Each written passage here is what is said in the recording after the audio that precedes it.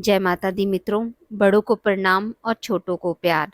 आज मैं आपको चातुर्मास की बुढ़िया माई की एक कथा सुनाने जा रही हूँ।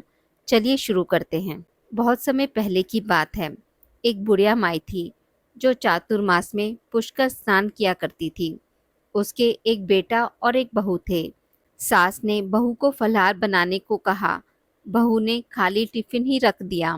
बेटा माँ को पहुँचाने के लिए पुष्कर गया। रास्ते में माँ से बोला, माँ फलाहार कर लो।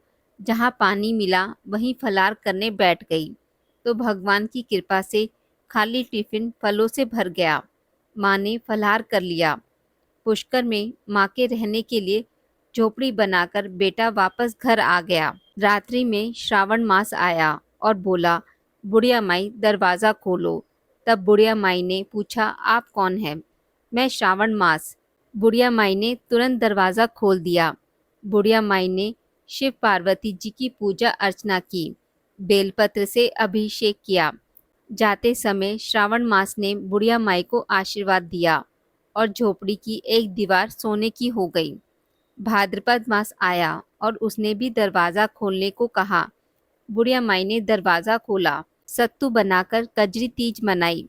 भाद्रपद मास ने बुढ़िया माई को आशीर्वाद दिया और झोपड़ी की दूसरी दीवार भी सोने की हो गई। फिर अश्वनी मास आया और उसने भी दरवाज़ा खोलने को कहा।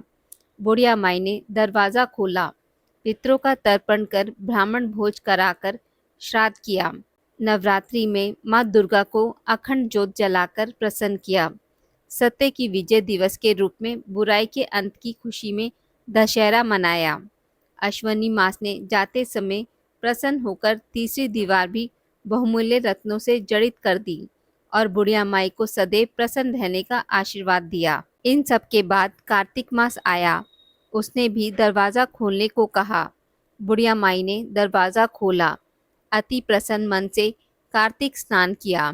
दीपदान कर दीपावली, गोवर्धन पूजा, भैया दूज, गोपा अष्टमी, आंवला नवमी मनाई। कार्तिक मास ने जाते समय आशीर्वाद दिया और झोपड़ी के स्थान पर महल बन गया।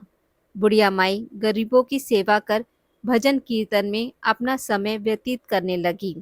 बेटा अपनी माँ को लेने आया तो माँ और झोपड़ी को पहचान ना सका तो पड़ोसियों से पूछा। उन्होंने बताया तो बेटा माँ के चरणों में गिरकर बोला, माँ घर चलो। सारे सामान के साथ घर ले आया। सासू माँ के ठाठ देखकर बहू के मन में लालच आ गया और उसने भी अपनी माँ को पुष्कर छोड़कर आने को कहा तो उसका पति अपनी सास को भी पुष्कर छोड़कर आया। परंतु बहू की माँ को धर्म कर्म में बिल्कुल रुचि नहीं थी। वह 4 समय भोजन करती और दिन भर सोती। चारों मास आए और चले गए। जाते समय झोपड़ी गिर गई और बहू की माँ गधी की योनि में चली गई, क्योंकि औरतें लक्ष्मी का रूप हैं और उन्हें लक्ष्मी की तरह चंचल होना चाहिए। भगवान की पूजा और अतिथि का सम्मान और दान पुण्य करना चाहिए। बहू ने कहा, अब माँ को ले आओ। जब जवाई सास को लेने गया तो कहीं ना मिली। लोगों से पूछने पर लोगों ने बताया कि तेरी सास धर्म कर्म कुछ ना करती थी, खाती थी और सोती थी, जिससे वह गधी की योनि में चली गई। जवाई गधी योनि सास को बांध कर ले आया। उसकी पत्नी ने पूछा, माँ कहाँ है? तब पति ने कहा, तेरे लालच की वजह से तेरी माँ गधी योनि में आ गई। बहू ने बड़े बड़े विद्वानों, ब्राह्मण, ऋषि मुनियों से पूछा।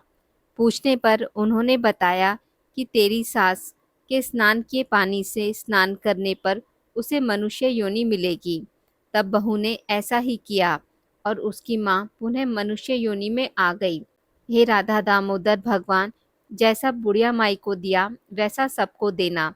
कहते सुनते हुंकारा भरते सह परिवार को देना। आज की इस वीडियो में बस इतना ही। मित्रों, अगर आपको मेरी वीडियोस पसंद आती हैं तो इसे लाइक और शेयर ज़रूर करें और पूजा पाठ से जुड़ी जानकारी के लिए मेरे चैनल को सब्सक्राइब करना ना भूलें। धन्यवाद।